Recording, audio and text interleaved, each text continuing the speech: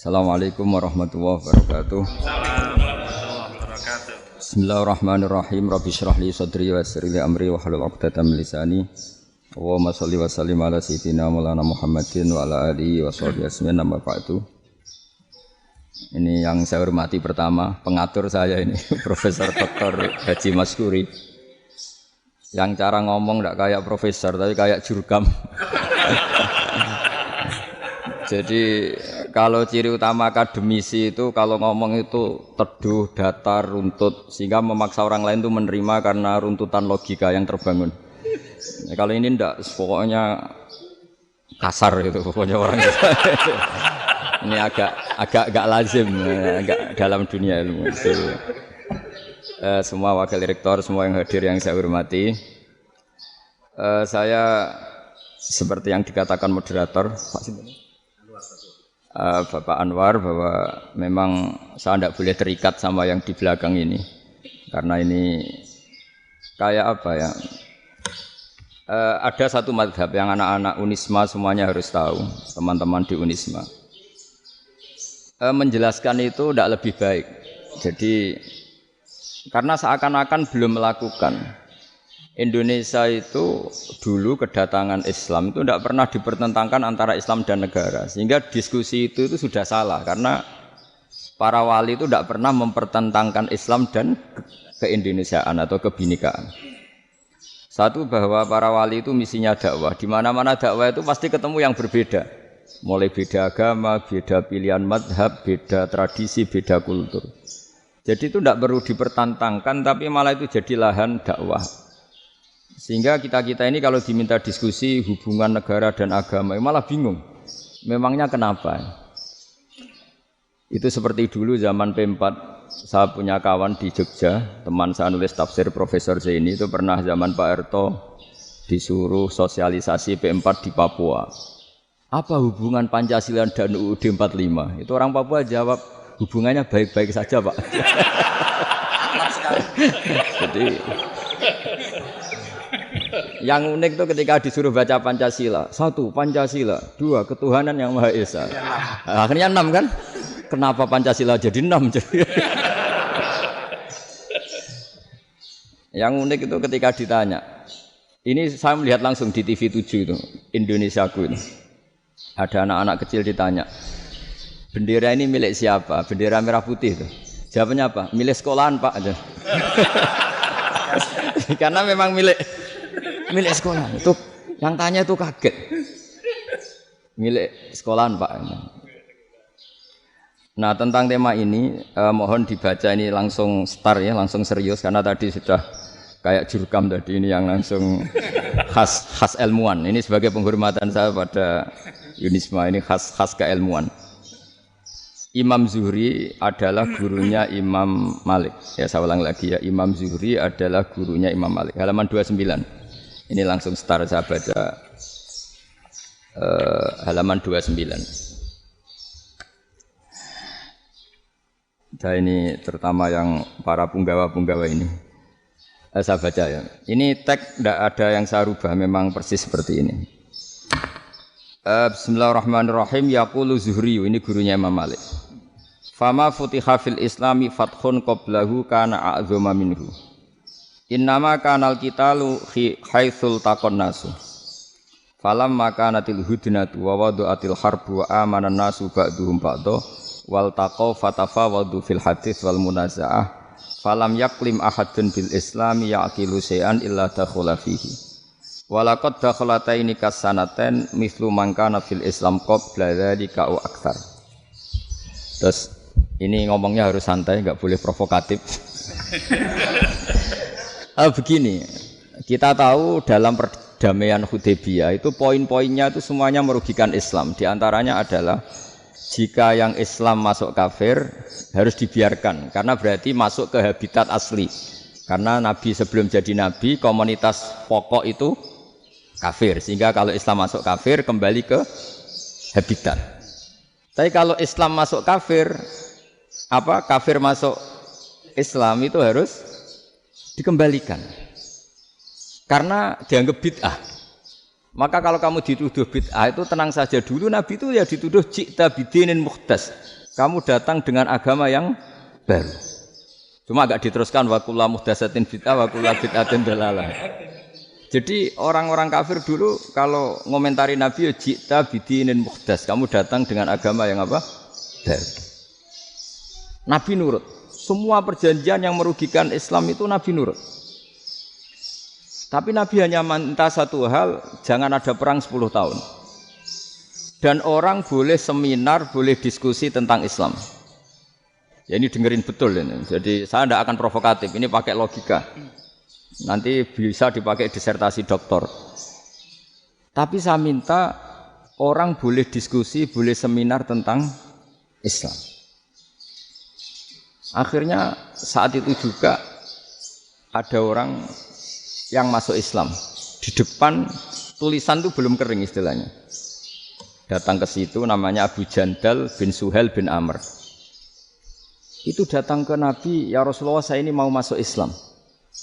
Kata orang-orang kafir, ini pertama Muhammad, kamu komitmen enggak sama perjanjian. Kalau kamu komitmen harus kamu kembalikan. Nabi bilang, ya Abu Jandal kamu kembali ke mereka, ke habitat mereka, yaitu menjadi kafir. Di komunitas kafir maksudnya. Akhirnya nangis. Sayyidina Umar itu mendekati Abu Jandal, kemudian memberi isyarat supaya ngambil pedangnya. Jadi isyaratnya wong ini baca ora wis. Maksudnya orang-orang kafir. Tapi Abu Jandal enggak mau. Singkat cerita akhirnya kembali ke komunitas kafir. Tapi yang dikatakan Imam Zuhri cara analisis. Ini enggak bisa pakai provokatif, harus pakai analisis. Innama kanal qitalu haitsul taqon nasu. Yang namanya perang itu menjadikan orang tidak berpikir jernih. Ini poin yang diambil oleh Rasulullah. Kalau dibahasakan Nabi curi kesempatan, maksud Nabi dikatakan mencuri, meskipun itu hanya bahasa ya. Enggak mungkin lah kita bahasakan seperti itu. Saya ulang lagi ya. Kenapa ada perang berkesinambungan sampai tahun ke-8 Hijriah? Mulai tahun kedua ada perang Badar sampai tahun 8 Hijriah itu perang terus. Nabi sama orang kafir perang terus. Akibatnya apa Pak Profesor? Namanya perang itu ya enggak kau bermikir. Pokoknya agar ketemu Islam perang, Islam ketemu kafir perang enggak kau bermikir. Padahal Islam itu bisa diterima oleh akal sehat, harus lewat diskusi, lewat pengamatan, lewat pemikiran, lewat pengendapan berpikir.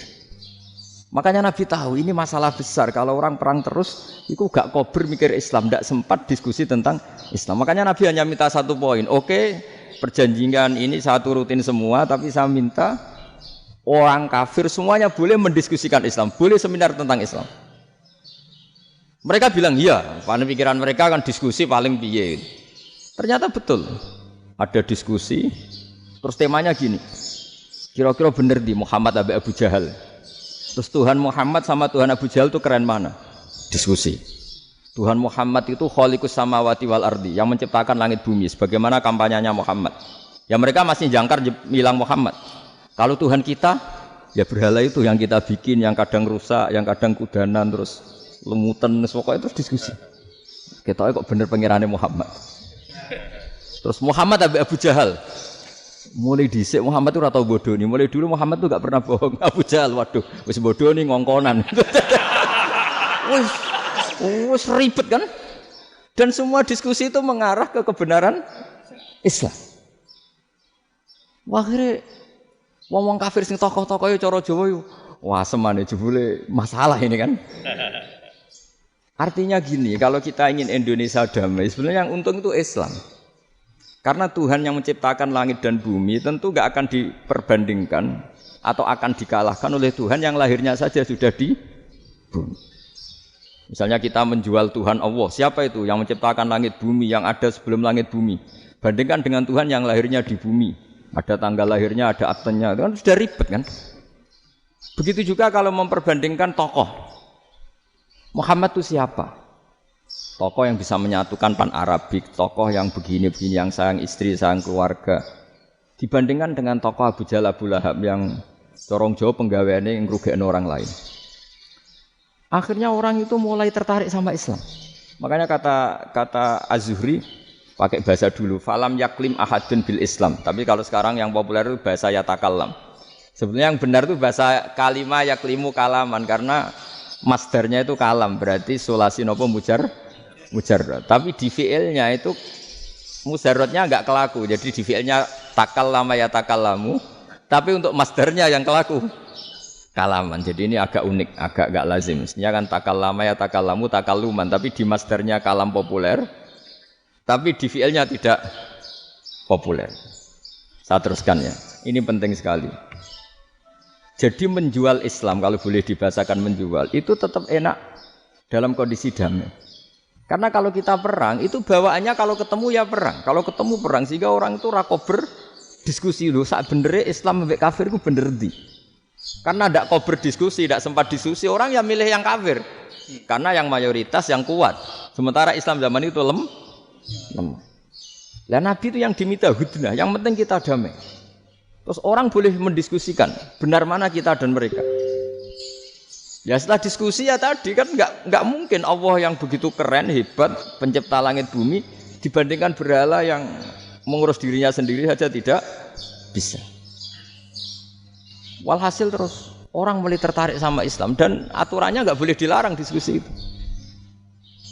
Nah makanya saya pernah ditanya beberapa profesor di Jogja, Gus suatu saat kalau kampus paling keren di Jogja ini ada Islamic Studies, kemudian pengajarnya dari berbagai agama, ini riskan enggak bagi Islam?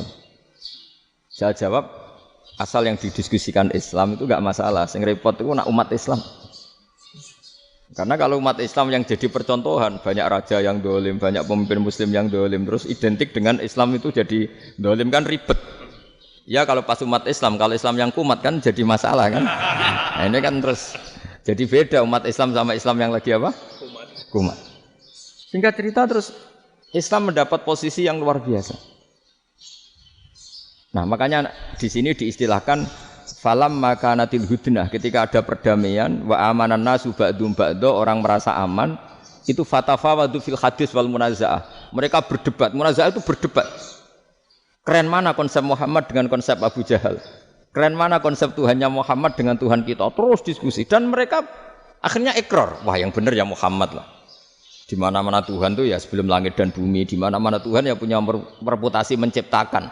Masa Tuhan reputasinya diciptakan kayak berhala dan sebagainya. Ibadah juga gitu. Ibadah wong kafir itu kalau tawaf itu telanjang, ibadah Muhammad santun pakai pakaian. Terus akhirnya mereka mulai tertarik Islam. Sehingga saya lihat di beberapa tafsir, saya memang tidak akan ngomong yang tidak serius, ngergani Unisba ben sawangane pemikir serius. Di Quran itu sampean lihat di tafsir Tobari itu ada ayat bal naqdhifu bil haqqi 'alal batil fayadmaghuhu fa idza huwa zahid. Qadhafa itu kalau di kamus tak lihat itu takallama bila dalilin. Qadhafa itu ya pokoknya sekenanya. Artinya gini, kebenaran Islam atau kebenaran hak itu kamu taruh sekenanya saja itu tetap menang. Apalagi kamu taruh secara teratur, kamu taruh sekenanya saja itu tetap menang. Sehingga di sini banyak sahabat yang hidup di Cina. Sekarang juga banyak orang alim yang milih hidup di Amerika, banyak orang alim yang milih hidup di Inggris. Dan mereka pede percaya diri karena kebenaran itu kamu letakkan di mana saja, itu tetap akan menang, akan menemukan momentum kemenangannya. Misalnya gini, contoh paling gampang. Dulu para peneliti, saya ulang lagi dulu para peneliti itu ya datang kemana-mana, termasuk Ibnu Battuta, termasuk Ibnu Khaldun, ya semua peneliti itu suka neliti. Setelah diteliti, Quran itu satu-satunya kitab suci yang membicarakan sains, misalnya tentang falak, tentang astronomi, tentang asal-usul kejadian manusia, kejadian makhluk. Juga bicara tentang geografi, geologis, semuanya. Sementara kitab lain hanya cerita tentang mawaid wal hikam wal ibar.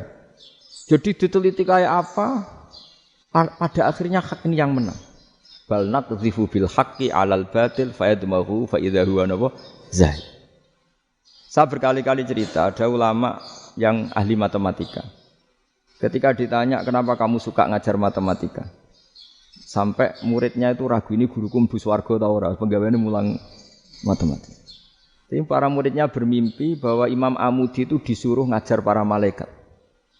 Dan itu pede betul dia. Kata Allah, ini ulama saya yang iman kepada saya setingkat iman kamu. Dari malaikat itu tidak mungkin Gusti kita menyaksikan langsung engkau sementara ini di bumi, enggak menyaksikan jenengan. Kenapa bisa sepede dan seyakin itu? Akhirnya Imam Amudi disuruh ngajarin matematika. Jadi Anda kalau profesor itu nanti harus sempat ngajari malaikat, itu baru benar-benar profesor. Jadi nanti di akhirat ngajari siapa? Malaikat. Jadi ada seminar yang melibatkan banyak malaikat, narasumbernya itu seorang profesor. Itu ketika kenapa engkau begitu yakin kalau Allah itu Tuhan dan Allah itu Al-Wahidus Shomad. Terus Imam Amudi mulai nulis angka agak beraturan. 2, 3, 4, 5 sampai 1 miliar, 1 triliun, semuanya enggak beraturan. Kata beliau, nisbatus naini wasalasa ila ma la nihayatalaha iku nisbatul far'i ilal asli. Mbok angka sebanyak apapun 2 dibanding 1 ya far'ul wahid, 3 dibanding 1 ya far'ul wahid. Semua angka yang enggak terhingga pun dibanding 1 semuanya far'ul wahid. Semua angka sebanyak apapun itu cabang dari angka 1. Fakullu hadil awalim far'un minal wahidis somad, yaitu Allah Subhanahu wa ta'ala. Akhirnya malaikat tepuk tangan, iya juga. Jadi begitu juga ada ulama itu ahli gambar. Saya dulu ngaji sama Mbah Mun Al-Husunul Hamidiyah, itu kitabnya itu banyak gambarnya. Dan gale gambar yang ngawur betul, mangga ahli gambar. Saya epol, sempurna lele. Semua gambar bangunan, gambar sapi, pokoknya gambar. Ternyata dia menemukan Tuhan itu dari gambar. Gambar serapi ini atau seruwet ini sama. Gambar rapi sama ruwet itu sama kalau dalam pandangan tauhid. Dimulai minan nuqtah al-wahidah. Kowe cek gambar sing rapi sing indah, cek gambarmu elek, dimulai dari satu titik. Dan titik ini nuqtatil wujud, yaitu Allah Subhanahu wa ta'ala. Jadi nak cara ahli tauhid gak penting gambare api, menang lomba atau ora penting. Butuhe hadis surah ini gambar baik yang rapi maupun ndak adalah min nuqtah dari satu titik. Ya. Alam raya sebanyak ini mbok gambar mbok ora, sejak mulai Mars sampai Jupiter kabeh semua bentuknya yang banyak ini semuanya min nuqtatil wujud, yaitu dari titik wujud, ini kok Allah Subhanahu wa ta'ala. Di sini hebatnya ulama-ulama, mbok dia pengajar matematika, mbok pengajar gambar, semuanya dipakai perangkat untuk tauhid. Ya, itu kan juga bagian dari Islam damai, Islam yang sangat tidak perlu perang untuk orang dipaksa Islam. Enggak perlu provokatif kayak tadi pidatone rektor jenengan tadi. Jadi ciri utama ilmuwan tuh kalau ngomong datar tapi logikanya enggak terbantahkan, itu ciri khas ilmuwan. Kalau ciri khas politikus kalau ngomong itu keras. Provokatif lah kira-kira gitu. Tapi isinya biasa. Nah, saya berharap nanti semua profesor doktor itu datar tapi isinya kualitasnya bagus itu. Mentes. Jadi makanya terus kata ulama, kenapa diistilahkan balnat dzifu bil haqqi? Kenapa pakai qadzafa sementara qadzafa maknane takallama bila dalil? Maksudnya bila dalil di sini itu min ghairi ikhtiyajin ila dalilin. Kebenaran itu memang enggak butuh dalil. Apa kita perlu dalilnya apa? Buktinya apa? Kalau 3 itu cabang dari 1. Wong gendeng yang takok gitu pas orang gendeng. Wong 3 cabang dari 1 kok ditanyakan buktinya apa? Itu min awalil bidah. Pertama orang pasti tahu kalau 3 itu far'ul wahid. 1 juta juga far'ul wahid. 1 miliar juga far'ul. Gambar yang sebanyak apapun ya dimulai dari 1 titik, cek gambar benar maupun yang tidak. Akhirnya apa? Ulama dulu itu sebegitu rileks nerangkan tauhid. Lalu kenapa asma ini yang ya ini kan khas NU ya, khas pesantren. Sebenarnya saya keberatan pakai istilah khas NU, pakai khas pesantren karena NU itu anaknya pesantren, jangan dibalik pesantren anaknya NU karena sebelum ada NU itu ada pesantren. Tapi kayaknya Unisma lebih suka pakai bahasa NU. Dan saya ya agak-agak orderan yang terpaksa disuruh ngomong. Ini agak kacau sebetulnya ini agak kacau. Jadi NU itu sama pesantren itu tua pesantren. Jadi NU dilahirkan pesantren bukan dibalik pesantren dilahirkan NU. Sehingga barokahnya didirikan pesantren ini, kadang nyuwun sewu sekali Mbah Hasyim itu kadang ide besar beliau itu ora dituruti wong NU. Jadi Mbah Hasyim cara kula kok dadi Mbah Hasyim ya mangkel. Mbah Hasyim itu ngarangno kentong. Nggih ngaramno beduk, tapi wong NU nganggo kentong. Beduk. Dan uniknya Mbah Hasyim enggak tersinggung. Karena ciri khas pesantren itu membolehkan perbedaan apa? Pendapat. Itu masyhur khilafnya Mbah Hasyim sama Mbah Fakih Mas Kumambang itu sampai dikitabkan. Saling ngeritik, saling macam-macam lah. Jadi cara berpikir Mbah Hasyim ketika Nabi rembukan, ini gimana ya cara menentukan waktu sholat ya? Ya pakai kentong ya Rasulullah, dzakalin nasara itu untuk orang Nasrani. Ya pakai buk itu trompet, dzakalil Yahud itu untuk orang Yahudi. Terus, ada yang usul lagi pakai api ya Rasulullah, dzakalil Majusi itu orang Majusi. Setelah itu ada orang datang lari-lari cerita mimpi azan tadi. Ya itu terus dipakai sarana pemanggilan sholat ya azan itu. Sehingga Mbah Hasyim menolak kentong. Karena mantas sababi qaumin fahuwa minni. Beliau keras sekali sampai bilang haram. Beliau judulnya ya haram. Al-Jasus Antakhrimin Nakus. Setelah naskah itu sampai ke Mbah Fakih Mas Kumambang di Gresik situ, di daerah Dukun situ. Dulu enggak ada WA ya, jadi sampainya ya lama. Makanya saya sampai sekarang enggak punya WA karena ya saya ulama kan, kalau WA-an terus ya jadi ulama. Enggak jadi ulama main WA-an terus itu. Lah itu termasuk rektor gak kau bermikir itu mesti kebanyakan WA. Karena kan otaknya didikte oleh sesuatu yang masuk. Sesuatu yang dilihat itu kan pasti mendikte kita. Beda kalau yang enggak WA-an kan mikir apa kita yang menentukan. Kalau WA-an kan kita ditentukan.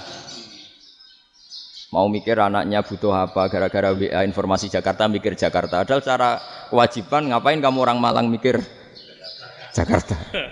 Gara-gara WA, mikir Jakarta belum selesai ada berita di Sulawesi, mikir Sulawesi. Habis itu mikir NTT. Makanya semua orang sekarang merasa tokoh nasional gara-gara informasi yang masuk itu nasional. Jadi Mas Yo RT yang mikir gimana Gus Indonesia kok. Ada RT loh. Sampai lupa kalau dia itu RT. Jadi semua orang sekarang merasa tokoh nasional. Dan itu gara-gara apa coba? Akhirnya semua orang juga punya ide tentang nasional. Harusnya negara itu gini-gini. Jebule wonge sing duwe ikon itu sapa? RT. Ribet kan? Saya teruskan. Setelah naskah itu sampai ke Kiai Fakih Mas Kumambang. Beliau itu marah besar. Ini harus dilawan dan saya bukan karena benci Mbah Hasyim. Beliau teman saya ketika ngaji Kiai Mahfud di Mekah. Jadi Mbah Fakih dan Kiai Hasyim itu teman ketika ngaji di Mekah. Cara ngelawan tuh lucu. Lucu. Gak ilmiah tapi gak ilmiah wong alim tetap ilmiah. Di mana-mana serupa itu tidak sama.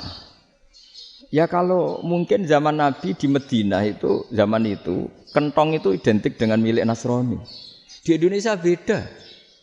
Pos kampling ya kentong. Kebakaran ya kentong. Wae sarapan orang di LP ya pakai kentong.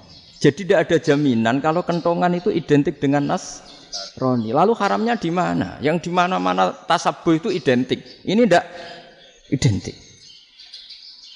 Mulai masalah kan? Mulai masalah. Jadi beliau gaya judul Hazruus. Hazruus itu kepala bergeleng-geleng. Sekarangan kok ngene. Jadi sekarangan kok provokatif gitu. Nah. Dan itu Mbah Hasyim ya hormat Mbah Fakih hormat Mbah Hasyim. Saya sendiri secara pribadi itu lebih suka pendapat Mbah Hasyim sebetulnya.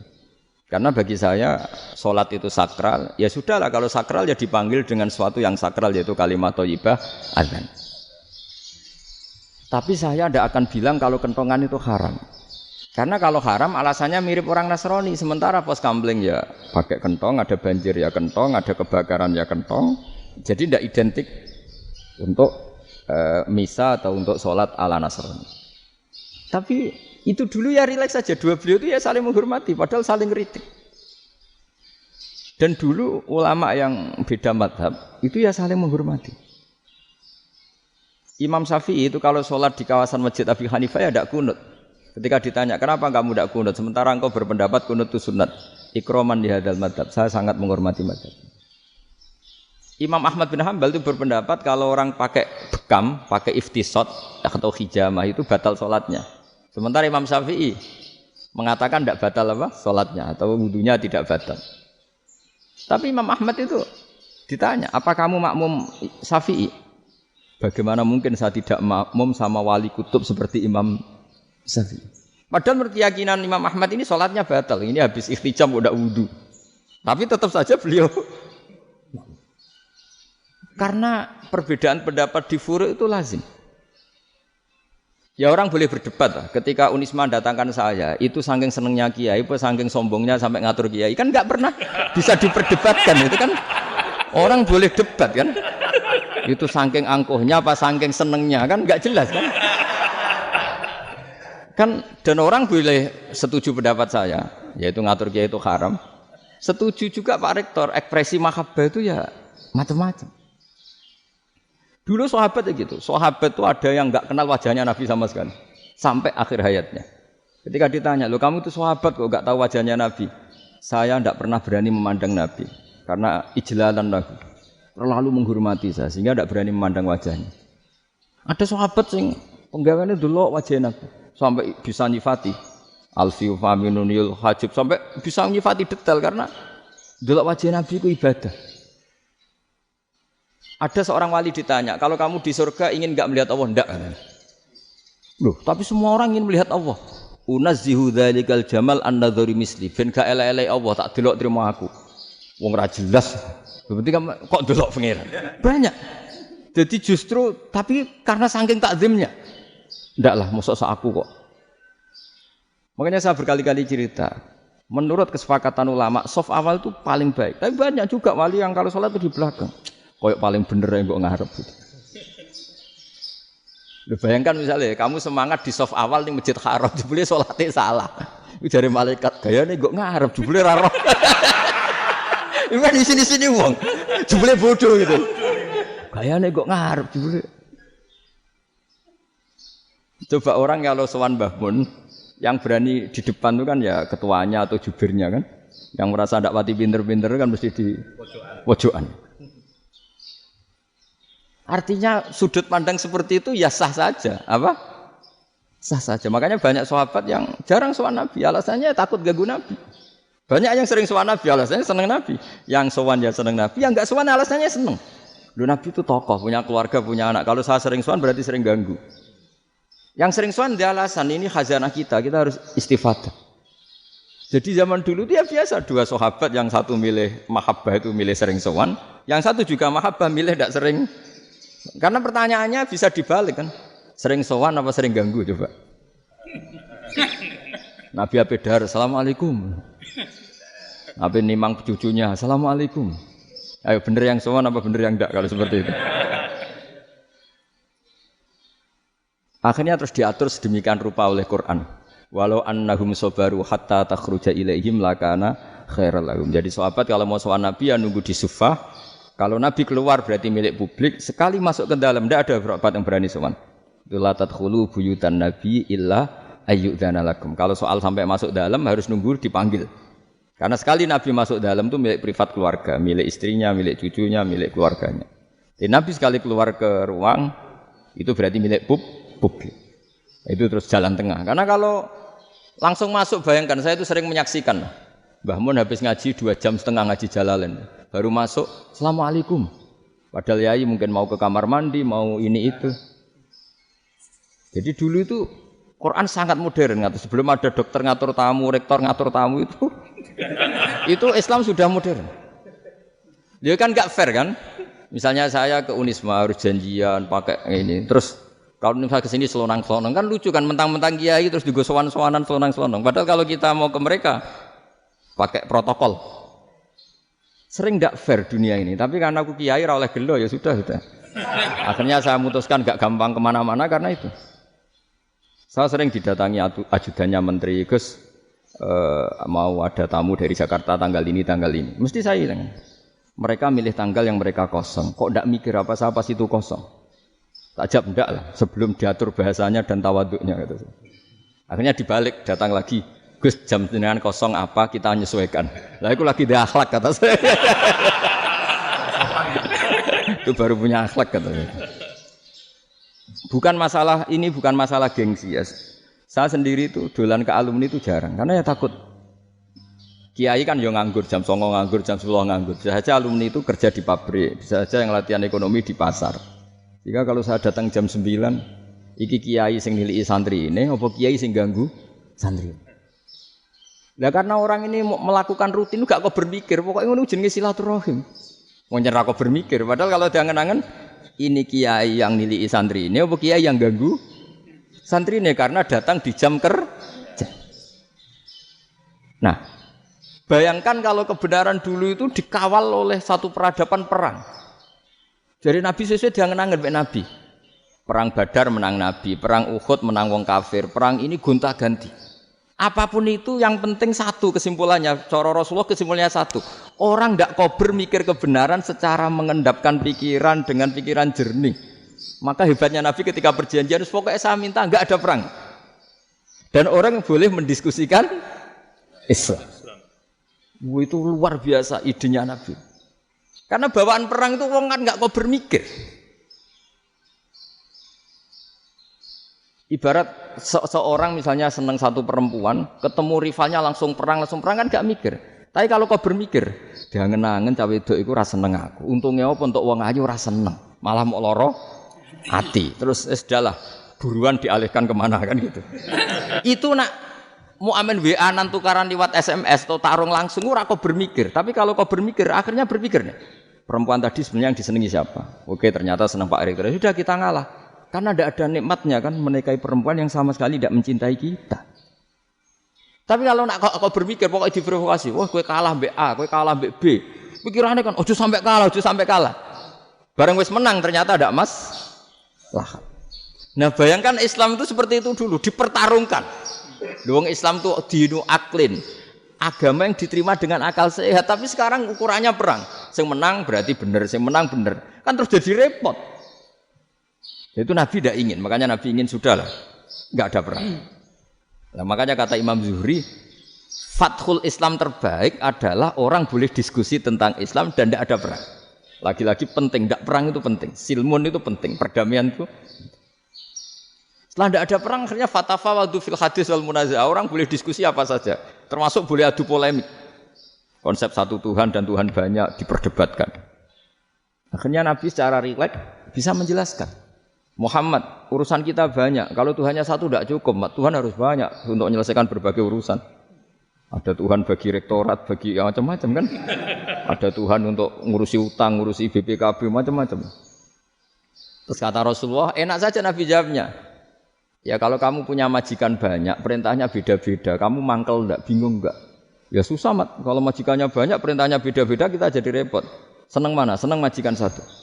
Ya sudah, Tuhanmu itu majikan kamu. Kalau Tuhannya banyak, perintahnya macam-macam, kamu yang repot. Akhirnya ya sudah, Mat, Tuhannya satu aja. Ya, itu ya barokahnya diskusi tadi, barokahnya enggak perang. Daraballahu mathalan rajulan fihi syuraka'u mutasyakisuna wa rajulan salamal lirajul hal yastawiyani masalah. Terus alhamdulillah. Jadi orang yang paling kafir pun saat itu taslim. Nah, ini kembali ke kalimat la ilaha illallah. Saya tidak perlu provokatif, pasti teori saya itu benar. Bukan saya bilang benar itu karena sombong, enggak. Ini sesuai teks. Misalnya begini. Benar enggak kelompok takfiri yang suka ngafirkan orang lain? Itu pasti tidak benar. Logikanya gampang. Orang yang kafir 70 tahun saja dengan melafadzkan la ilaha illallah menjadi muslim. Masa dengan kalimat yang sama yang muslim menjadi kafir? Itu logikanya kan enggak ketemu. Orang kafir 70 tahun untuk menjadi muslim disuruh baca apa? La ilaha illallah. Tapi gara-gara baca la ilaha illallah nyekel patok jadi kafir. Pertanyaannya, loh ini kalimat apa? Kalimat untuk mengkafirkan apa kalimat untuk mengislamkan? Karena yang kafir dengan kalimat itu menjadi Islam, ternyata yang Islam dengan kalimat itu menjadi kafir. Itu ketemu enggak cara logika itu kan enggak ketemu kan? Makanya cara pikirannya Abul Hasan As-Sadzili, dan saya setuju pikiran itu. Istighfar ini boleh orang Jawa Timur protes karena kadang beda manhaj, tapi jangan protes saya, protes Abul Hasan As-Sadzili kualat mesti sampean. Ketua Torekoh napa? Sadziliyah. Cara madzhab Sadzili dan Anda boleh berbeda madzhab, mencari khasnya wong kampus sing wani beda. Beda kapasitas lah pokoknya butuhe beda. Ben ketok pinter, ketok kritis tuh. Cara madzhab Abdul Hasan Asadili itu gini Pak Rektor. Jadi istighfar itu baik. Tapi ba'da kamali tauhid, setelah tauhidnya itu benar. Alasan beliau masuk akal. Ketika ada ayat fa'alam annahu la ilaha illallah wastaghfir li dzambik. Bihadil kalimah. Jadi orang boleh istighfar setelah tauhidnya benar. Alasannya Abdul Hasan Asadili begini. Qul lil ladzina kafaru iyantahu yughfar lahum ma qad salaf. Katakan kepada mereka yang kafir, sekali mereka tidak kafir, maka otomatis dosanya masa lalu diampuni. Pertanyaannya, yang bisa menghentikan kekafiran itu kalimat apa? La ilaha illallah. Dengan hanya melafadzkan la ilaha illallah Muhammadur Rasulullah langsung yughfar lahum ma qad salaf, langsung dosanya ampuni. Berarti yang menjadi pengampun dosa lah, penyebab pengampunan itu apa? La ilaha illallah. Itu bahkan orang kafir belum istighfar. Di ayat itu kan Allah enggak mensyaratkan setelah la ilaha illallah istighfar baru diampuni enggak. Asal la ilaha illallah langsung yughfar lahum ma qad salaf. Saya ulang lagi ya, jelas ya. Jadi kulil ladzina kafaru iyantahu yughfar lahum ma qad. Nah, sekarang iyantahu, mereka berhenti dari kafirnya. Syaratnya pakai apa? La ilaha illallah Muhammadur itu langsung yughfar lahum ma qad. Artinya apa? Ghufranullah itu bisa didapat hanya dengan mujarrodut tauhid, yaitu hanya dengan melafadzkan kalimah thayyibah. Dan sahnya istighfar juga berdasar kalimah thayyibah itu. Misalnya gini, orang kafir sebelum Islam melafadzkan astaghfirullah, astaghfirullah, astaghfirullah, kira-kira diterima enggak? Enggak kan? Karena syaratnya istighfar ba'dat tauhid. Nah, makanya dalam madzhab Sadili istighfar itu setelah la ilaha illallah. Karena cara pandang ya seperti itu. Jadi fa'alam annahu la ilaha illallah wastaghfir li dzambi. Jadi dengan kebenaran tauhid saja ini sudah cukup kita insyaallah layak diampuni. Karena innallaha la yaghfiru ayyusyraka bihi wa yaghfiru ma duna dzalika liman yasha. Jadi orang yang tauhidnya benar itu bisa diampuni Allah asal tauhidnya benar. Itu Allah ngendikan liman yasha wa yaghfiru ma duna dzalika liman yasha. Dawe Imam Suyuti walam yakun liman yastaghfir. Jadi orang yang bertauhid secara benar meskipun gak sempat istighfar itu tetap potensi diampuni. Karena bawaan tauhid itu sudah menjadi layak diampuni. Kayak orang kafir sekali ngelafadzkan kalimat tauhid mbok gak istighfar langsung diampuni. Nah, karena melihat seperti itu terus orang berlomba-lomba memperbanyak jumlah ngelafadzkan la ilaha illallah. Jadi kita yang alim, kita semua, saya tidak bilang saya, kita, termasuk yang di pinggir-pinggir saya, ngaku alim nggak masalah lah, soalnya. Kita semua yang alim-alim itu tahu bahwa la ilaha illallah itu super, sudah bawaannya tauhid, juga punya kelayakan diampuni. Nah, kemudian nasib kita agak sial, malah kalimah ini dituduh bid'ah, dituduh khurafat. Mergo Nabi nggak pernah tahlilan, Nabi tidak pernah. Nabi gak pernah tahlilan kalau diartikan Nabi ora tau maca la ilaha illallah ana gak kalimah itu. Nah, ini provokatif. Jadi ini sudahlah keanehan-keanehan ini kita terima karena ciri utama wali, ciri utama ulama itu wa udhu fisabili harus pernah disakiti. Jadi kalau Unisma sakit karo dituduh apa? Dituduh bid'ah itu berarti belum calon ulama. Anjar ulama itu wa udhu fisabili harus disakiti. Jadi kalau kamu disalahpahami itu ya harus santai. Provokatif tadi. Iya, termasuk provokatif tadi. Termasuk diatur tadi. Jadi kalau cara berpikir kan, karena mereka itu memang kalau kita turutin itu memenya itu terlalu, kadang menghujat kita itu. Enak ya jadi GNU ada orang mati datang kiainya dapat makan dapat rokok terus pulang. Jadi apa terus kita kayak tersangka terus. Kita kan kayak tersangka terus. Tertuduh terus. Terus yang orang NU ya memenya juga nggak kalah ekstrimnya. Boleh ya ajaran orang nggak boleh ngasih kiai gitu. Berarti boleh dong ajaran kikir. Boleh pakai. Jadi memang kadang apa ya cangkem elek lah bahasa kasarnya itu. Itu memang kadang lebih mengenakan kalau kita datang ke acara mayat kan dapat makan, dapat minum. Kalau yang sohibul bed rokok ya dapat rokok. Kalau kiainya dapat wajib, kadang 20.000, kadang 50.000. Terus memenya itu kok setega itu ya ada orang meninggal kok malah kita makan-makan. Seakan-akan kan kultur ini biadab kan gitu. Tapi yang orang NU kebalikan bales. Oh ternyata nggak boleh ya mayit disodakoi. Ternyata nggak boleh ya orang dermawan. Berarti Islam membolehkan medit ya gitu. Modus ini kan. Tak angen-angen itu luwih mandi timbang takbir ya. Karena ini kan memicu emosi kan. Memicu apa? Emosi. Nah, tapi saya kalau disuruh bela mana itu tidak ada yang saya bela. Ya seorang sudahlah kalau mau nganggur saja sudah itu. Ya tapi itu memang apa ya? Itu khazanah Islam. Ada yang kritik, ada yang enggak. Ya itu memang khazanah. Ya biasa aja kalau saya biasa. Karena dulu ulama itu sudut pandangnya itu ya seperti itu. Ada yang ulama suka ibadah itu sholat, ada yang milih tidur. Sampai Imam Ghazali bilang suatu saat ibadah terbaik di zaman akhir itu tidur kan. Sholat saja kalah sama tidur kan. Tapi itu loh ya, yang wajib tetap loh, terus kamu gak sholat wajib. Begini beliau mencontohkan itu. Ada orang sholat tahajud terus obsesinya itu ingin hajatnya terkabulkan. Sementara yang tidur obsesinya nikmati rahmatnya Allah, boleh tidur, bisa tidur. Kata Imam Ghazali, timbang kita tahajud terus nuntut pangeran aduk turu katanya. Mergo engko dia akibat terus setan memberi bisikan, lho nyatanya kamu tahajud ya gak terkabul. Berarti cerita bahwa Nabi ngendikan kalau doa tahajud mustajab enggak. Daripada ngono ki aduk turu ora tau ndonga. Timbang ngabri-abri Islam timbang ngelek-ngelekin apa? Islam. Jadi ulama itu mulai dulu itu sudah berpikir. Banyak orang menjadikan tahajud salat malam itu media untuk hajatnya. Dan kalau enggak kesampaian ini mutung. Nyalahkan kiainya ijazah ramandi. Macam. Daripada ngono ora usah apa? Tahajud turu wae. Dan jenis kayak ini tuh banyak. Makanya ulama kayak saya itu saenake dhewe itu ya jarak. Saya sering didolani muhibbin terus bilang, "Gus, saya doakan gini-gini sama nyalon bupati atau saya gini." Saya bilang, "Gak waduh orang donga, nek ra mandi darane ulama dongane ra mandi." Nak mandi kamu jadi bupati tetap nganggep karena beli. Sopo sing ora roh bupati saiki gak beli? Ribet kan?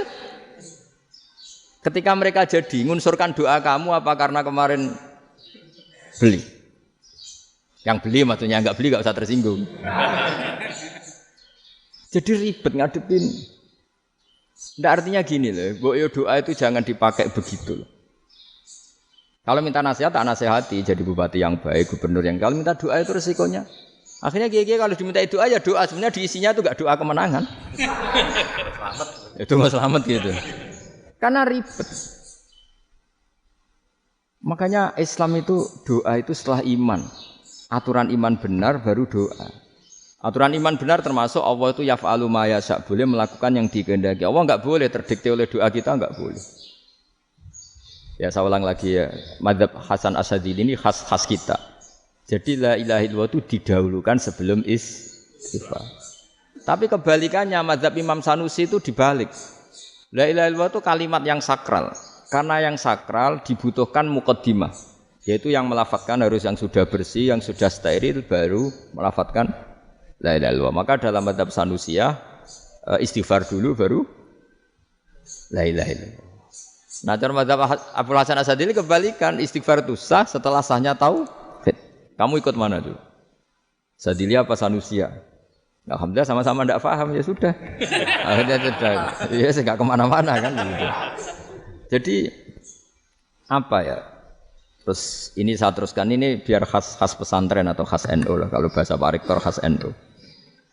Ini Ben sampean tahu beberapa perbedaan itu lazim halaman 24. Ya halaman 24 sama 25. Tak baca ini masih orisinil. An Sufyan bin Uyainah ini juga gurunya Imam Syafi'i. Kata Sufyan bin Uyainah beliau cerita, kana Isa wa Yahya alaihi salam ya'tiyanil qaryah. Fayas'alu Isa an syirari ahliha. Wa yas'alu Yahya an khiyari ahliha. Jadi Nabi Isa dan Nabi Yahya itu satu generasi, sama-sama masih muda. Kalau di satu kampung yang Nabi Yahya tanya, ini keluarga terbaik siapa? Saya mau nginap di situ. Karena kumpul orang baik itu nyaman. Kalau Nabi Isa kebalikan, keluarga terburuk mana ya? Saya tak di situ. Nah terus Akhirnya faqala lahu Yahya, lima tanzilu ala sirarin nas. Kenapa kalau kamu bermalam kok malah kumpul orang-orang yang nakal? Innama ana tabibun udawil mardo. Saya ini nabi para dokter. Di mana-mana dokter yang ngumpuli yang sakit, ngobati yang sakit. Makanya di NU itu ya banyak kiai jazab mengumpuli yang nakal-nakal. Nak tepak yang ngentas yang nakal, nak ora tepak ya katut. Ini adu nyali lah sudah gitu. Tapi itu ada ilmunya, yaitu niru Nabi siapa? Isa. Kalau kamu dokter penelitian tuh cari daerah yang banyak pandemi apa yang bersih? Yang banyak pandemi karena yang namanya penelitian ya di situ kan. Kalau kamu dakwah ngentas kemiskinan ke daerah miskin apa daerah kaya? Nah, sama kalau ngentas kefasikan ke daerah fasik apa daerah orang soleh? Fasik. Ya, tapi itu Nabi Isa. Nah, kalau kamu tidak Nabi kan potensinya kan ngantut itu. Tapi setidaknya bahwa kita sering disalahkan karena punya beberapa tokoh yang ngancani fasik-fasik itu sebenarnya ada dalilnya, yaitu Nabi siapa? Isa. Nah, terus masalah tegas dan lunak. Ketika ada mahasiswa misalnya pacaran, boncengan lanang dan perempuan, itu pilihan kita apa? Kalau tegas, terus gak mau mendengar kita. Misalnya gini contoh gampang, tak beri contoh Pak D. Jangan orang tua, nanti secara fikih itu beda. Nah ini kan kita orang pesantren, nah, biasa ngaji fikih detail. Kamu Pak D seorang perempuan, mahasiswi misalnya, sering pacaran. Setiap ke situ sama pacarnya kamu diam saja. Padahal kamu dosen keislaman. Mesti pamanaan kamu nyimpulkan, ternyata pacaran itu tidak apa-apa. Buktinya Pak D itu tidak negur, menengahi. Ini berarti as-sukut alal mungkar. Tapi kebalikannya, Pak D ini terkenal keras. Nak rono mesti ra diaku ponaan. Akhirnya ya ora rono. Mesti ngerti nak mesti diamuk. Nah, dua orang ini sama-sama gagal kan? Yang lunak menjadikan ponaannya pacaran terus karena enggak negur sehingga dikira membolehkan. Sing keras juga enggak sempat bina wong rono era wani. Akhirnya dua orang ini sama-sama enggak ketemu, sama-sama enggak berkesempatan membina kan? Gagal membina kan? Karena yang keras ponaannya enggak pernah situ, berarti enggak bisa bina kan? Yang lunak membiarkan berarti juga ada bina. Nah, Islam itu antara dua itu. Ya agak terlalu lunak, enggak terlalu keras. Karena kalau terlalu keras, misalnya ada kiai terlalu keras, lu masyarakat mau tanya itu gimana? Lari kan? Lu saya ini punya pengalaman pribadi. Saya ini kan kecelok orang alim. Itu kalau pernah ya saya itu berusaha ya pokoknya ya umumnya orang alim lah. Tenang, terus anteng, enggak gejlok-gejlokan. Itu enggak ada yang tanya. Saya mimpi ketemu beberapa ulama itu disalahkan. Terus umat saya kalau mau tanya itu ke siapa? Wong alim wis wibawa, meneng tambah banget wibawane. Bala Quran sering gojlok rektor macam-macam. Terus wong wanita kok, saya biasa ke pasar pandangan dicegot orang. Gus, putri saya itu sering keluar darah tapi melebihi batas haid gini-gini. Kalau badhe sowan jenengan, enggak usah sowan ning kene mbek ngadeg-ngadegan. Terus tanya, yang haid berapa hari, Gus? Ya supaya rudat ilal adat. Adat sebelum dia punya penyakit istighadah itu berapa? 6 hari ya sudah, kembali 6 hari lainnya mustahadah, tetap sholat, tetap normal. Tapi kalau saya wibawa, moro pasar go tasbih seduwilu. Iku mesti wong salaman njaluk donga yakin. Tapi baru kayak rada uraan ketemu wong-wong, dol ning ndi? Mak ape ning ndi? Gus beneran Gus ketemu jenengan kula wingi badhe tuwa kok. Akhirnya tanya. Dadi uraanku iku amdan. Lho nek sampean asli, iki asli uraan. Karena ndak uraan lah tetap ndak wibawa kan. Jadi baru kayak uraan itu ya banyak. Saya itu kalau ngantor di Jogja itu banyak orang yang tanya. Ya biasa tuh tanya macam-macam. Karena saya uraan. Ke pasar ya orang, bahkan di bis sering ketemu orang. Wah beneran Gus kalau badhe sowan jenengan badhe tanya ini. Ya sudah di sini aja. Jadi semua itu diilmoni. Nah, Nabi itu punya sisi yang dua-duanya jalan. Memang beliau luar biasa, dipilih Allah yang luar biasa. Nabi ketika wibawa itu banyak sahabat yang bahkan mengenali wajahnya aja tidak bisa. Ka'anna ala ru'usihim at-tayr. Bayangannya seakan-akan di kepalanya itu ada burung yang takut terbang, saking antengnya. Tapi Nabi sekali mengeluarkan job, sekali santai, itu sahabat tanya itu sampai yang enggak pantas ditanyakan. Nabi saat tadi kumpul istri saya, tapi tidak inzal itu wajib mandi ndak. Aro'aita law anna ahadana ya'ti imra'atahu wa lam yunzil. Itu ya ditanyakan. Nabi pun kumpul mboten saged inzal sepundi. Guys metu lagi. Terus ya ada yang tanya macam-macam. Ya saking ada sahabat dipanggil Nabi tambah lari, dipanggil lagi tambah lari. Panjenengan nyeluk pas kula kumpul bojo kula. Lah kula kuwatir jenengan orang suci, saya belum mandi, makanya saya lari. Nabi ngendikan innamal mukmin thahir, ya nak masalah ketemu kiai ra apa-apa ijek junub. Penting kok nak salat ya dhisik. Tapi Nabi sekali pakai mazahirul jalal, tapi pakai wibawanya, itu orang enggak berani ngomong. Tapi sekali Nabi rileks, itu orang bisa tanya apa saja, termasuk halal yang enggak pantas. Ada sahabat itu tanya lucu, tanya Maimunah. Maimunah itu ya cantik tapi sudah agak tua lah. Maimunah, ya umal mukminin, hukumnya ngambung bojo pas Ramadan piye?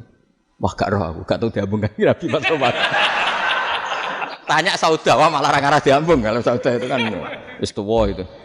Lucunya istrinya dia jawab, tanya Aisyah yang mungkin Nabi. Iya, yang mungkin tanya Aisyah. Itu yang usul ya istrinya Nabi Maimunah. Selalu Aisyah. Tanya be Aisyah. Ya Amirul ya umal mukminin gini-gini. Aisyah yang cantik masih perawan kan. Qabbalani Rasulullah bahwa Nabi biasa ngambung-ngambung pas Ramadan dan beliau tetap puasa. Akhirnya fakih ngarang kan wa takbil fi Ramadan wa tublah la tubtilu shauma ngambung ora. Iku ya udah biasa dhisik. Ya nasi bojone ayu. Ndak ini artinya seasik itu gitu. Jadi garwane Nabi sing ngrasa rodok tuwa. Wah, aku ora tau. Kok Aisyah. Serilek itu dulu itu. Maksudnya orang Islam pertentangan itu. Maksudnya ini ya balik semua ini bedanya orang pesantren sama orang kampus. Kalau orang kampus mau cerita agama itu rahmatan lil alamin, tapi nyontokno rileke ora iso. Agama itu rilek, tapi nyontokno rileke ora iso. Mergo ya rapati ngaji. Contohnya ora iso, dadi mau gawe kaidah mau Islam itu rahmatan. Jadi Nabi itu lah, Allah juga gitu. Allah itu kalau sudah memperlihatkan madzahirul jalal, itu mbok malaikat Jibril rawani. Ketika Allah dengan madzahirul jalal. Tapi kalau Allah dengan madzahirul jamal, madzahirul apa? Jamal. Iku yo gojol-gojol kan ambek makhluke gojol. Yo buli-bulian cara sakniki. Ya sampean delok ning hadis syafaat itu, akhiru man dakhalal jannah atau akhiru man kharaja minan nar itu di beberapa judul. Ada seorang rojul yang ahli neraka ya, dintas mbek pangeran terus didudono swarga. Gusti, swarga, ngiler tok ora wong wayu, roh wis ngiler tok. Ngger njaluk Gusti mosok roh tok ora oleh mlebu. Jarimu asal mlebu metu kon neraka ora njaluk-njaluk meneh. Sumpah lho ya, gak njaluk apa-apa meneh. Mboten Gusti. Sekali saya keluar dari neraka ndak akan minta apa-apa lagi. Wis. Wallahi, wallahi. La as'alu ghairaha. Mesti ghaira khoslah, ghaira tilkal khoslah. Ya niku selain keluar dari neraka saya ndak akan minta lagi. Didono swarga wong do kelon seruwibet kan. Sing bojone elek kan dendam dadi ning swarga iku. Swarga iku wis macam-macam. Gusti mosok roh tok ora oleh mlebu. Jarine janji ra njaluk meneh. Akhire ya wis didelokno neraka. Jadi pangeran jawabe gampang didelokno neraka. Roh neraka begitu menyakitkan, begitu ngeri. Sudah Gusti saya tidak minta surga. Sementing enggak masuk neraka. Rabbana srif anna adzab jahannam. Setelah lama itu dihadapno swarga njuk mlebu swarga. Terus dihadapno neraka. Akhirnya ya sudah. Saiki mlebu swarga gak apa-apa. Iku jawabe lucu. Atas taziu jenengan ngenyek kula. Wong karuan ra di swarga kok mlebu swarga. Terus akhirnya mlebu swarga. Bareng mlebu swarga tamanna. Sangen-angen sing mbok jaluk apa? Orang ngangen-angen yang indah-indah laka wa asratu amsal ya siku tak turuti wa asratu amsalih lan lipatan ke-10. Jawabe wong lanang ya lucu. Atas tazi ubi wa anta rabbul alamin. Jenengan pangeran kok ngenyekan. Maksudnya wis karuan aku ora pantes. Terus jare pangeran la astazi ubika walakinni ala ma asya'u qadir. Aku gak ngenyek kowe, pancen aku pangeran. Nuruti kowe iku iso. Jadi Allah sendiri ketika dengan madzahirul jamal itu malaikat ya ono sing wani bantah. Masyhur itu kan malaikat sing bantah pangeran ataj alufiya mayufsidu fiya wasfikut. Karena Allah dengan madzahirul jamal. Sing paling masyhur Nabi Musa. Nabi Musa itu ketika Nabi Mi'raj. Nabi Mi'raj itu beliau kira-kira di langit keempat lah yang masyhur atau kelima. Ngelangkahi. Nabi Musa nangis, "Ya Rabbi ini apa-apaan? Orang sing ja'a ba'di kemudian melangkahi makom saya ini apa-apaan?" Jadi Nabi Muhammad kan apapun hebatnya kan junior. Kok melangkahi makom saya ini apa-apaan? Enggak fair. Sampai Nabi Muhammad itu tanya gini sama Jibril. Reaksi Allah gimana ketika melihat Musa seperti itu? Jawab malaikat Jibril lucu. Ya roh khiddatahu. Allah sapal gayane Musa. Biar. Jadi lucu. Ya dibiarin aja sama Allah. Tapi wong jenenge Nabi Musa itu kekasihnya Allah. Tetap berkah bagi kita. Betul. Ketika setelah Mi'raj diwajibkan sholat 50. Gentena Nabi Musa kelihatan nabinya. Sebenarnya Nabi Musa itu sebetulnya loh, enggak menguntungkan kita sebetulnya. Tapi yang menguntungkan. Sebenarnya enggak niat menguntungkan kita, tapi menguntungkan. Nabi Ibrahim kan di langit ke-6, keren. Konti jong ketemu Allah ngeten-ngeten kan salat 50. Karena Nabi Ibrahim terkenal nabi baik enggak bantah. Bareng Nabi Musa. Kenapa diceluk pangeran? Kula kan salat ping 50. Inna ummataka la tutiku dzalik. Wah, gak kuat umatmu. Serai-rai gak umatmu ora ngarah kuat 50 rokaat. Tapi sebenarnya Nabi Musa itu niatnya bukan membela kita. Fa inna ummati la umatku sing gagah-gagah ra iso meneh umat. Berarti sebetulnya ya itu masih pakai gengsinya sebetulnya. Wes ngono-ngono lah sementing kita untung. Sebetulnya dia itu enggak terima wong umat saya aja yang lebih kuat. Enggak kuat apalagi umatmu. Lah terus sebudin irji ila rabbika fas'alhu takhfif. Itu berarti Allah dengan madzahirul jamal. Sudahlah, datang ke Allah minta keringanan. Allah itu baik. Minta, ambek Allah itu ringanan mau 5 tok. Jadi cek 45. Balik ke Nabi Musa, piro 45. Cek ra kuat umat. Wong umatku ora kuat. Jadi sebenarnya asline bela. Umatku ora kuat. Lho cara Nabi Muhammad model wong Malang. Yo beda umatku mbek umatmu. Ribet kan? Beda. Lho Nabi Muhammad kan enggak seperti itu kan? Enggak punya akhlak Malang kan? Akhlak. Maksudnya akhlaknya mujur itu loh, akhlak yang baik gitu. Ya, akhlak yang mujur bukan yang Malang gitu. Jadi Nabi ya manut. Tinggal 40 kan, dikurangi lagi 35 sampai 9 kali kan? Masyhur itu. Ya kan kalau dikurangi 55 kan berarti turun naik kan 9 kali. Itu setelah 5 itu Nabi Musa aja usul, masih ragu. Iku cara Nabi munggah nentek ya. Ini entek ya. Gitu. Terus iya doa tuntas betul. Bisa bebas. Terus munggah ado-ado lha opo? Ngapain itu? Akhirnya Nabi Muhammad sudah sampun ya kalimah Allah. Saya ini malu sama Allah Musa. Sudah 9 kali dan diturutin terus. Jadi Allah kalau dengan madzahirul jamal itu Nabi Musa biasa nego sama Allah. Tapi ketika Allah dengan madzahirul jalal itu Nabi Musa enggak berani. Yaitu di hadis syafa'ah. Hadis syafa'ah ketika manusia datang ke Nabi Adam, ya tuna Adam. Ya Adam anta abul basar ngene isfa'li lana inda rabbik. Kamu saya minta mensafaati kita. Nabi Musa, Nabi Adam inna rabbi qad ghadibal yawma ghadaban lam yaghdab qablahu mislah wa la yaghdab ba'dahu mislah. Ini Allah sedang murka besar dan tidak akan murka seperti ini lagi. Sudah saya tidak berani, nafsi. Nabi Ibrahim enggak, termasuk Nabi Musa ketika itu ya enggak berani. Karena Allah dengan madzahirul jalal. Itu Nabi Musa enggak berani. Sudah saya sendiri itu pernah salah. Yaitu saya membunuh seseorang yang enggak disuruh oleh Allah membunuh itu. Yang pas jotosi orang Kipti. Akhirnya datang ke Nabi Muhammad. Pas ke Nabi Muhammad, Allah dengan madzahirul jamal. Dengan madzahirul jamal sampai Kanjeng Nabi ngendikan analah saya akan memintakan syafaat kalian. Terus fa ahmadu rabbi bima hamida allamaniha rabbi. Saya muji Allah dengan pujian-pujian yang orang lain tidak tahu, hanya saya yang diajari kata Rasulullah. Ya di sini menurut banyak ulama termasuk kitab yang saya baca, kenapa Muhammad sebagian namanya Ahmadu? Itu dari af'al tafdil fa Muhammadun ahmadu min ghairihi. Muhammad Rasulullah itu kalau muji Allah di atas cara mujinya nabi yang lain. Jadi Ahmadu bukan dari fi'il mudhari' lil mutakallim tapi dari af'al apa? Tafdil. Fa Muhammadun ahmadu min ghairihi. Bahwa Kanjeng Nabi Muhammad sallallahu alaihi wasallam itu cara mujinya Allah di atas pujian para nabi.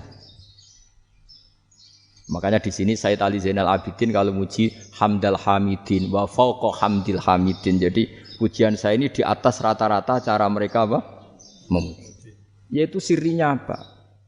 Nabi itu tahu bahwa akhirat tidak bisa batasi Allah. Kamu tidak bisa nyemprit Allah. Allah, ini akhirat loh. Amal sudah tidak manfaat. Ingat itu. Tidak bisa seperti itu. Allah itu nggak bisa tunduk sama konstitusi yang bernama akhirat. Artinya Allah meskipun di akhirat tetap duwe hak yaf'alu ma yasa atau yaf'alu ma yurid. Enggak bisa kamu terus wah ini akhirat, amal ra iso dikirim wong mati, amal ra iso dikirim. Yo pangeran kok mbok atur. Kalau kita yang mengirimkan enggak bisa, tapi kalau Allah tetap bisa. Makanya ada kiai mengatakan kodok qadar ra iso dirubah, itu kamu. Makanya ada seorang kiai ditanya, kodok qadar ra iso dirubah sekali dicatat selesai. Jari kiai tadi, tapi nak Allah iso. Dalile apa ya yang huwa ma yasau wa yusbit. Nak Allah ya iso, sing ra iso kan kita. Nah, Nabi itu tahu betul meskipun akhirat itu Allah masih bisa dinego saking baiknya. Akhirnya Nabi sujud, masyhur itu terus, ya Muhammad irfa' ra'sak wasal tuqa wasa'tu safa. Semat sirahmu angkat. Kowe yo apa tak turuti. Terus semenjak itu Nabi minta apa? Syafaat. Artinya apa? Ketika Nabi lain berpikir bahwa akhirat ini membatasi amal karena sudah Nabi tahu betul kalau Allah tetap Allah yang enggak terbatas kekuasaannya, enggak terbatas rahmatnya juga saat di akhir. Makanya disebut fa Muhammadun Ahmadu min wirihi. Makanya wa mubasyiran bi rasuli ya'ti mim ba'dismuhu Ahmad. Jadi makanya terus banyak GNU sing macam-macam lah. Ono sing potongane wedi itu hati-hati. Iku berarti makome Madhahirul Jalal. Ono sing amen guyon nek makome Madhahirul Jamal. Ono sing ra jelas ngene iki, sing ra jelas. Nak guyu buanter kok nangis yo buanter. Jebule urusan utang. Lah ini sudah yang udah. Jadi makanya yang rileks saja. Sebenarnya agama ini santai, rileks karena agama ini harus bifarohin wasururin. Enggak boleh agama ini dibawa dengan kekerasan, dengan antisosial. Karena agama ini harus kul bi fadlillah bi rahmati fa bidzalika falyafrahu, harus senang, harus rileks. Makanya saya jadi kiai itu senang takutnya gini. Sekali saya tidak senang jadi presiden buruk. Ternyata ada wong alim ora enak, itu contohnya. Sampeyan merengut terus uripe susah, nanti orang tidak berani jadi orang alim. Makanya saya buktikan bahwa saya lebih bahagia dibanding rektor. Nanti orang yang jadi rektor semua enggak ingin jadi orang alim. Saya pernah ketemu sekian rektor di Jogja tanya, Gus, kenapa jenengan bela-belain pesantren sampai segitu? Kan keren kampus NU, sekarang ada Unisma, ada NU Jogja, ada NU Jepara gini. Terus tak bilangin gini, sampai rektornya itu istighfar kan. Saya bilangin gini, ini sekaligus tak kasih tahu ini rektor Unisma ini. Tak bilangin gini, andai kan tidak ada kiai kayak saya itu Islam bisa tutup. Kok bisa Gus? Misalnya ada perempuan haid faqal adat. Itu kalau untuk tahu hukumnya haid daftar dulu ke Unisma. Daftar dulu kan? Setelah daftar nunggu pelajaran haid. Baru tahu haid setelah 3 tahun dari masalahnya ini. Tapi baru kayak kiai ketemu saya di jalan, Gus anak kula nu haid ngeten-ngeten mboten normal hukumnya piye? Oh, hukumnya ngene dibalekno ning adat. Ora usah registrasi, ora usah daftar. Jadi ya harus ada istighfarnya lah. Unisma juga harus istighfar, semuanya harus istighfar. Karena ada sisi yang enggak mewakili kebutuhan Islam. Tapi saya sebagai kiai juga istighfar. Karena fakta hukum mengatakan yang boleh jadi KUA yang jabat, yang boleh kemenak yang punya gelar. Dan ini yang mengawal Islam secara undang-undang karena mereka yang bikin. Nah, karena kiai tidak punya gelar tidak bisa jabat di situ. Saya juga istighfar. Jadi tidak sampai entok yang istighfar. Karena yang kebutuhan ini terwakili yang punya gelar. Tapi yang punya gelar juga harus istighfar tadi. Mosok kepen roh hukum haid ngenteni kuliah se. Ngentek itu aja nanti nunggu guru yang pas mata pelajaran itu. Terus kapan dekne salate wong jawabannya belum ketemu. Tapi baru kayak saya kan ketemu di jalan tanya. Terus saya sering ketemu. Gus saya ini bapak angkat. Mau nikahkan putri saya, itu gimana itu? Kalau cerita wali sebenarnya anak saya sok. Kalau enggak cerita enggak sah karena saya bapak angkat. Itu banyak. Hanya tak akali ya sudah wali yang sebenarnya taukil pada hakim tanpa diketahui tapi hakikatnya itu taukil hakim. Itu kan tidak gampang. Nah, tapi kalau tanyanya di kampus, registrasi dulu, daftar dulu, baru tahun berapa ada pelajaran itu. Semester 5 baru tanya. Iya kan? Semester 5 ya? Iya. Oh, itu kan. Jadi jangan kira terus sistem Unisma itu yang terbaik di dunia, tidak juga kan? Tidak juga. Dan sistem-sistem yang lain maksudnya ada. Tapi sistem kiai loh, Mbah Mun juga sering pesen saya, kowe kudu seneng pegawai negeri. Piye-piye sing jaga agama pegawai negeri. Kemarin pas acara 7 harinya Gus Roba sama matur itu di depan para kiai. Setelah saya jadi kiai ya itu nyata. Islam di Papua, di NTT yang bawa siapa? Dokter negeri, ya kan? KUA negeri. Barokahnya mereka negeri dijamin negara kan? Barokahnya Muslim berkebutuhan Islam. Akhirnya bikin musola di situ, bikin masjid. Bahkan di Korea Utara itu ada masjid bawaan duta besar. Karena banyak duta besar Muslim berkebutuhan masjid. Yang bisa gini itu yang negeri apa yang swasta? Negeri lah. Di sini kiai tidak mewakili semua kebutuhan apa? Islam. Tapi kampus juga enggak, kampus Islam sekalipun tidak memenuhi semua kebutuhan Islam tadi. Masa orang tanya kan nunggu semester berapa tadi? Semester 5 masih daftar dulu. Nunggu pelajaran itu. Payahnya pas ketemu dosennya, wong saya tidak pernah ribet kan? Pas dosennya cowok gitu. Jadi sudahlah, makanya ini. Iya, makanya ini kan bentuk kearifan lah. Jenengan ngakui fungsi kiai kayak saya itu bentuk kearifan. Saya juga ngakui jenengan ini butuh kearifan. Saya sering didolani KUA itu. Itu rata-rata ya didikan kiai. Kompilasi hukum Islam itu banyak ya, janda cantik. Contohnya harus cantik, kalau jelek nggak mungkin terjadi kan. Ada janda cantik kebetulan suka kawin tapi takut zina. Saya ulang lagi, suka kawin tapi takut. Itu seringnya gitu Pak Rektor. Jadi dia kawin bosen, bilang ke KUA, Pak saya sekarang mau nikah sama ini. Tapi kamu mau punya suami. Ya tapi kan nggak tercatat Pak. Itu KUA-nya rata-rata itu nggak berani. Meskipun nggak tercatat karena secara fikih meskipun nggak tercatat tetap dia seorang perempuan yang bersuami, maka nggak boleh nikah sama orang lain. Jadi coba kalau nyuwun sewu KUA hanya ngikuti hukum formal, yang penting di catatannya nggak punya suami, ya dinikahkan saja kan. Tapi mereka enggak, karena didikan kiai nggak berani. Artinya gini, kalau hanya pro hukum catatan sipil, maka ini dinikahkan bisa karena nggak tercatat. Tapi secara hukum santri nggak bisa dong menikahkan perempuan sing dadi zaujin yang punya suami. Ini barokahnya kerjasama yang baik. Jadi di masyarakat itu tertanam didikan kiai, nggak boleh nikahkan perempuan yang bersuami. Tapi di KUA ngikuti hukum formal.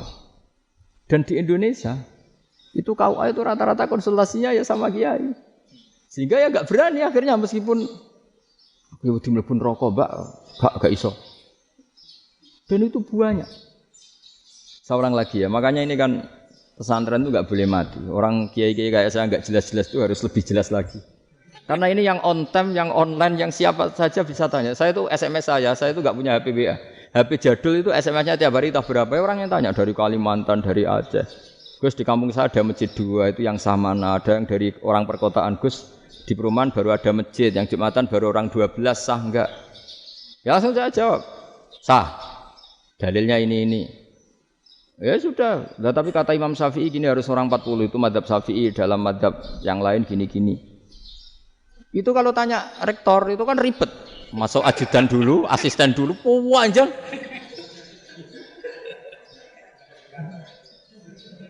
Wah itu kan ribet kan? Manggil dosen, dekan VAI dipanggil, dekan VAI enggak mau langsung jawab, cari dosen yang nekuni itu. Usul fikih saya nakuni itu baru seminar, nunggu dulu Mbak ini orangnya baru. Kok panjang kan? Bisa tutup Islam kalau kesuwen. Coba kalau tanya kiai kan enggak ketemu di jalan. Dulu Mbah Zubair kata Mbah Mun. Saya termasuk santri yang diapresiasi Mbah Mun. Dhisik Mbah Zubair yang ngono, anak nong takok wis sowan gak oleh. Gak takok ning kene ae. Jangan biasa ditanya orang ngadeg-adegan. Ya alhamdulillah ilmunya cukup, kalau enggak cukup ya kok sik. Jadi sebetulnya orang sopan itu ya agak-agak ada yang ditutupi sebetulnya. Mboten prayogi teng dalan nginjang mawon matur. Ya sebetulnya sebenarnya memang ilmunya agak cukup gitu. Tapi itu sebenarnya secara fikih itu haram, menunda itu haram. Yo haram tuh. Coba bayangkan ya, kalau tanyanya sekarang, Gus saya ini sudah keluar darah 1 bulan penuh, padahal normalnya hanya 6 hari. Saya nanti sholat enggak? Kalau ninjang mawon dugi kula, berarti kan hari ini belum ada keputusan. Sholat apa enggak kan? Tapi karena modus tadi, boten prayogi nggih ngendikan ngoten teng dalan ninjang tengen kula. Itu kemungkinannya 2, sopan atau goblok itu saja. Kayaknya kalau sopan enggak lah. Kayaknya enggak lah kata. Karena secara fikih itu jelas haram. Bagaimana mungkin sesuatu yang harus dipraktekkan nanti duhur dijawab besok. Berarti duhur, asar sampai subuh belum ada. Ada jawaban. Berarti enggak ada sholat kan? Makanya dibutuhkan orang-orang alim yang kultural seperti ini. Dan NU menghormati kultural. Tapi Mbah Mun juga sangat menghormati Islam formal karena tadi produk-produk formal itu bisa dilembagakan oleh negara dan itu kita ikut untung. Makanya Mbah Mun itu kalau punya tamu KUA, punya tamu polisi sampai pejabat itu. Kenapa saya contohkan KUA supaya jangan kira seperti pendapat orang-orang hasud, wah mesti aja disolani presiden senang, menteri senang, enggak juga. Sebenarnya semua kiai itu mulai KUA sampai polisi, polsek, polres itu senang semua.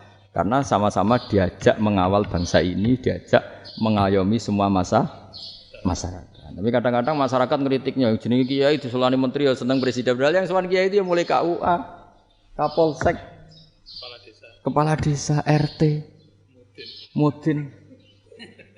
Itu Mudin kalau tanya ya lucu-lucu. Gus kalau nate nyembelih pitik kemanian, pitike gede mah. Akhirnya wis ngerti nak kemanian langsung tak sembelih meneh. Terusane ku sah ta ora. Ribet.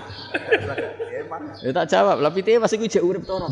Terus urip Gus, wis sah cara mazhab Malik kerja urip. Karena itu ada perdebatan antara mazhab Malik dan mazhab Syafi'i. Nah, cara Imam Syafi'i itu agak ketat. Hewan yang punya kehidupan sudah mutharibah, misalnya ayam jago, contohnya harus jago karena kalau ayam kecil diikhlaskan haram. Jadi yang cilik wae kan gitu. Fikih itu ya, fikihnya orang Indonesia itu pecundang. Kalau ayam kecil enggak ditanyakan, mate ra wis. Kalau jago ditabrak truk kejet-kejet. Andai kan enggak disembelih pun mesti mati. Itu cara mazhab Syafi'i itu haram.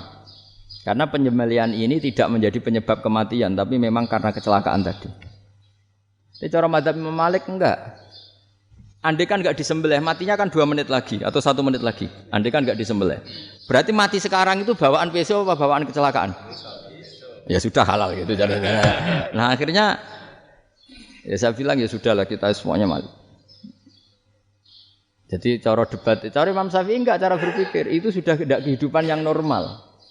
Yang di mana-mana penyembelihan itu mematikan yang hidup normal. Jadi agak ketat. Sehingga dalam contoh kemanian, kalau dalam bahasa Jawa nyembelih agak sempurna terus pesonya jatuh atau apa itu, kalau pakai mazhab Syafi'i agak kesulitan. Jadi kalau mazhab Malik asal diselesaikan secara fauron dan juga sebagian mazhab Syafi'i itu halal. Nah orang mesti tanya gitu, Gus, wedhusku tabrak truk, man Gus kejet-kejet. Nak pitik cilik ra ditakokno. Makanya termasuk kritiknya Mbah Mun, tapi ini mazhabnya Mbah Mun ya. Kamu boleh ikut boleh ndak karena ini urusan ndak penting. Dewe wong-wong lucu, nak ditakoki yuyu muni haram mergo amfibi. Yuyu ngerti sampean? Yuyu nggih. Tapi nak ditakoki kepiting muni halal. Mergo nak yuyu haram gak eman, nak kepiting eman. Besar. Padahal alasannya coba, kenapa yuyu haram? Karena amfibi kan, bisa di air. Pertanyaannya, kepiting seperti itu ndak? Nah, tapi kepiting kalau haram kan eman. Karena besar. Karena besar kan. Kalau yuyu silahkan haram kan gitu. Artinya apa? Fikih kita ya agak-agak pecundang gitu, agak-agak pertimbangan. Iya, lucu kan? Kualitatif. Coba alasannya yuyu haram karena apa? Amfibi kan? Hidup 2 alam. Pertanyaannya kepiting seperti itu enggak? Iya. Kenapa? Kalau orang tanya, yuyu haram apa halal? Rata-rata jawab haram. Tapi kalau kepiting mulai khilaf. Loh mestinya kan sama kan? Nah itu Karena unsur imannya. Iya tadi. Saya juga sering melihat tonggo-tonggo itu. Ayam cuwilik sakmene ketabrak truk, enggak ada yang tanya. Tapi saya pernah jalan-jalan di Naruan sini. Ono jago ketabrak, sing duwe langsung marani kula. Pas saya naik motor, Gus ini halal apa haram? Nak langsung kula sebelah halal apa haram? Wis kanggo kowe halal ya halal. Karena saya tahu tak jawab haram mesti kecewa itu. Aduh. Akhirnya kiai ini beratnya. Ya akhirnya ya saya setelah itu Fatihah Imam Syafi'i ngapunten nih umat kula nu rahasia mangke madzhabe jenengan tuh ndak siap. Untuk mazhab ini tidak sama. Iya kan akhirnya pakai madzhabnya Imam Malik tadi. Ya tak Fatihah Imam Syafi'i ini mboten niat nglawan jenengan. Tapi ngobati tiang eman. Mergo pitike besar itu. Jadi ini kan cerita ya itu makanya yang rileks saja lah bahwa Islam ini yang rileks, yang menyenangkan karena ya agama ini harus menyenangkan. Raditu billahi robba. Raditu itu senang banget, ridho itu puas. Enggak boleh beragama pertuntungan terus emosinan, ya marem atau raditu itu marem. Jadi yang ya saya kira demikian. Assalamualaikum warahmatullahi wabarakatuh. Waalaikumsalam warahmatullahi wabarakatuh. Pelajari Pak. Jauh betul. Pon. Alhamdulillah. Satu aja yang di sini. Oh, satu aja. Syarat. Nggih, damel syarat. Jadi mungkin ada satu pertanyaan aja. Satu saja. Bukan keluhan. Ini mumpung Gus Bak pada Madhahirul Jamal nih. Iya, Madhahirul Jamal. Sebentar lagi sudah jalan. Sebentar lagi sudah Madhahirul Jalal. Jadi gak kena ditakoni. Monggo setunggal mawon. Ya, bagus. Ini ambil. Nggih. Ampun dawa-dawa terus ya, Gus. Ya jagal-jagal ya. Assalamualaikum warahmatullahi wabarakatuh. Saya Fadil, alumni Unisma yang kuliahnya paling lama. Oh, ya. Masih di jalanan. Gus, pertama saya muhibin jenengan ngikuti 3 tahun terakhir. Sepertinya ketika Mbah Hasyim Asy'ari hadir di tahun 1900-an sampai mendirikan itu kok suasananya sama seperti Gus Baha hadir di tengah-tengah situasi genting Indonesia ini. Saya kira yang memunculkan nama Gus Baha di banyak media online yang saya amati itu malah awalnya dari kelompok bukan kita gitu. Dan itu kami melihat bahwa apakah nanti 1926 dan 2026 satu abad NU, saya kok termasuk orang yang punya semacam harapan gitu Gus Baha bisa, ya mungkin kalau beliau Mbah Hasyim Rais Akbar, sekarang Rais Am, nanti ada istilah baru lah, tengah-tengah antara Rais Am dan Rais Akbar. Karena setiap satu abad harus ada mujadid dan kami berharap enggak kamu aja tak angkat.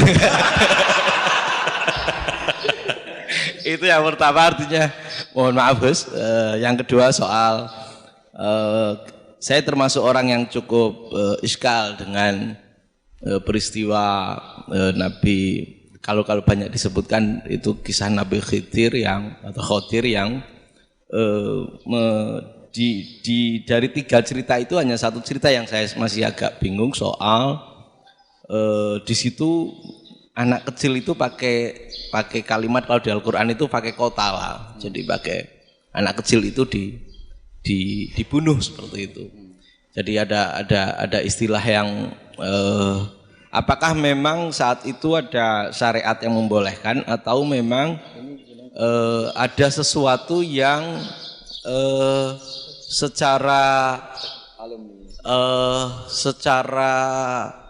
dari Allah Subhanahu wa taala memang itu dibolehkan untuk Nabi Khidir. Jadi di antara semua cerita itu saya yang agak iskal yang itu. Kalau yang kisah soal membocorkan itu mungkin masih bisa masuk ya, tetapi apakah sudah ada ilmu psikologi yang sangat tinggi sehingga kalau ada anak-anak yang idiot itu atau apapun istilahnya yang sekarang itu boleh dilakukan tindakan begitu itu.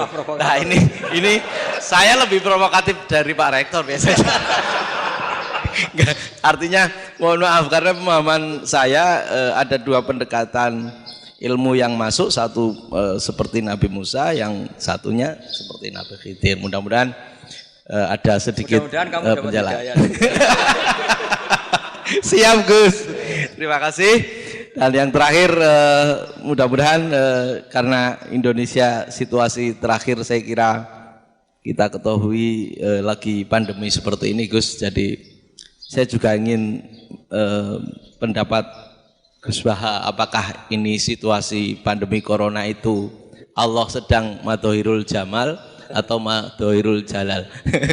Terima kasih. Assalamualaikum warahmatullahi wabarakatuh. Assalamualaikum warahmatullahi wabarakatuh. Monggo langsung mawon Gus. Ini provokatif ini kayak. Loh di situ aja kamu tanya kok terus mirip. Siapa Fadil ya? Fadil. Dari peternakan ya? Peternakan. Tapi mau ngomong tafsir itu. Nah, mulai kacau peternakan ngomong tafsir ini mulai kan. Nah, ini ada yang hafal Quran ngaco, paling enggak setengah hafal. Enggak yang dari Unisma. Enggak begini, ayat itu kan ditutup wa ma fa'altuhu an amri, ya saya maknani wa ma fa'altu lan ora nglakoni ingsun hu ing kabeh sing kasebut an amri mergo kepinginanku ingsun. Jadi saya melakukan itu semua bukan karep saya sendiri. Jadi Khadir sendiri itu kamu untung enggak nekuni tafsir. Kalau nekuni tafsir yang kamu soal bukan Nabi Khidir, karena Nabi Khidir itu hanya satu orang. Yang kamu soal harusnya Israel. Itu ndak rektor, ndak kiai besar, ndak siapa saja dihabisin itu. Kenapa Israel ndak kamu tegur? Gimana hukumnya qatlul mukmin? Kenapa Israel ndak kamu masukkan ayat wa may yaqtul mu'minam muta'ammidan fajazauhu jahannamu khalidan fi. Ingat ya Israel. Iya kan? Nah, Israel melakukan pembunuhan itu, kadang yang dipateni nyuwun sewu orang soleh betul. Tapi wae kabundut ya. Itu Israel juga tidak atas pilihannya, tapi karena perintah. Nah, Khadir itu bukan nabi syariat, kira-kira mirip kayak Israel. Karena beliau bukan nabi syariat. Jadi ini agak aneh, ini kan orang nekuni tafsir kayak saya sampai berjilid-jilid kitab. Saya kemarin mata saya agak sakit karena saya nangis itu sudah 2 hari. Bukan mikir sampean tapi mikir ilmu ini harus ada yang mempertahankan. Karena apa ya, nekuni ilmu itu kan ribet. Kalau yang nekuni ilmu terus dosen terus rektor itu ya agak ada fasilitasnya. Kalau nekuni ilmu kiai itu naruh keramat kan taqabbal wa minna minkum taqabbal ya karim. Iya, tapi saya alhamdulillah keramat jadi ya tetap hidup itu terus. Saya ulang lagi ya.